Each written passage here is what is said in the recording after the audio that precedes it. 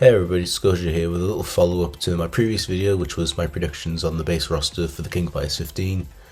Just to say that I was completely and utterly wrong in pretty much every way. So just kind of give my thoughts on that and the recent updates that we've got for the game. As some of you are probably already aware, the game was shown off at Sony State of Play last night, and we got the trailer for Dolores, which I was right about. What I wasn't right about was pretty much everything else. So we know now what team Dolores is on, and I said it was going to be the team Rivals, the Rivals team, which again I was right about, but the Rivals team consists of Dolores, Isla and Haydn, and I was completely wrong about that. I did not think that was going to happen. I was very certain that wasn't going to happen.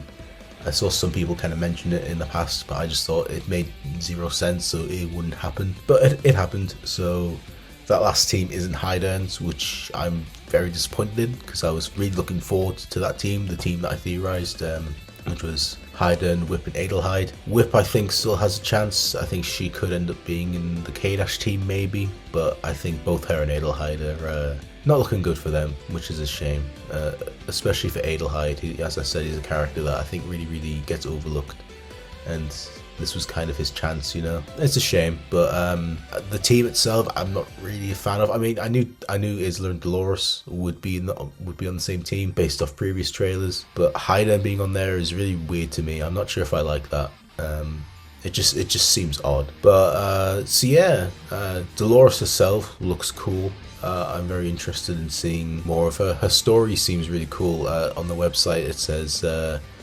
Well, in the start of the trailer that announced the open beta, it has a line about like how she's always been watching the battles from inside the being or whatever. I can't remember the word. I immediately was like, oh, does that mean she was inside Burst? Was she dead? And her profile on the website confirms it, that yes, she was dead. She's a resurrected fighter, which I think is really cool and isn't something I actually thought of. I didn't think we would get a character that was dead and now resurrected, but a character we've never seen before. I think that's a really cool concept, and I'm really interested in seeing and exploring more of her backstory, who she was and how she died. So yeah, who's the last team then? I don't know. I really don't know. I'm kind of like, I don't even want to like predict it really, because it's so you know, off mark with my previous predictions. If I had to guess though, I mean, it could be the Kim team, I guess. I know I said in the previous video it wasn't going to be the Kim team, but it could be now. It really could be. It could be Rugal.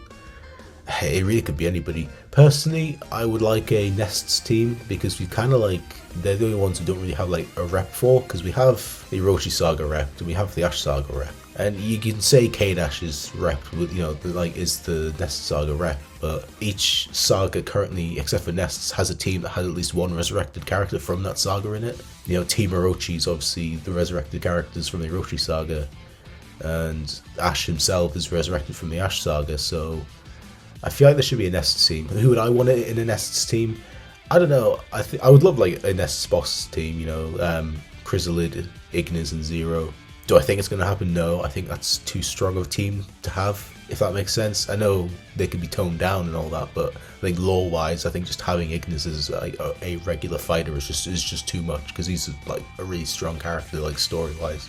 A team I've always thought would be cool would be Angel, Nameless, and Chrysalid. I think as like an anti-Nests team, but I don't know. It's really hard to say in the moment, and I'm kind of like, I'm too sad to kind of predict it, because I was really looking forward to Adel. And I was putting a lot of my eggs in the basket in terms of Adelheid coming back.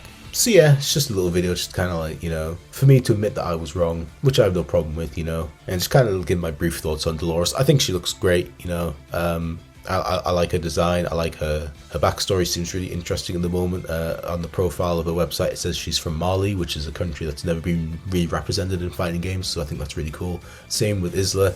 She's from Chile, which again is a country that I don't think's ever been represented, so very cool to get more countries, you know, on the stage of KOF. So yeah, just a little update. Nothing really crazy to go about, just kind of my thoughts on the changes, the updates that we've gotten, and my thoughts on them. So yeah, that's pretty much it. Oh, I also saw that I got over 200 subscribers quite recently, which is crazy to me. I really can't thank you guys enough. It's been amazing to see my channel keep growing and growing, you know, bit by bit as it's gone on. Like, it only seems like yesterday I was thanking you all for getting over 100, and now here we are for 200.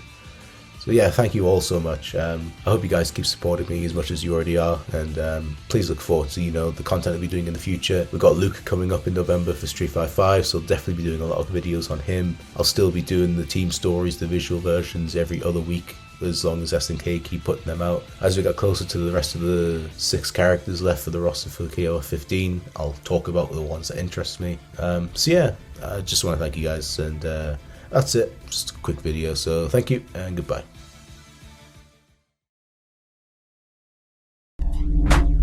We await your return, warrior.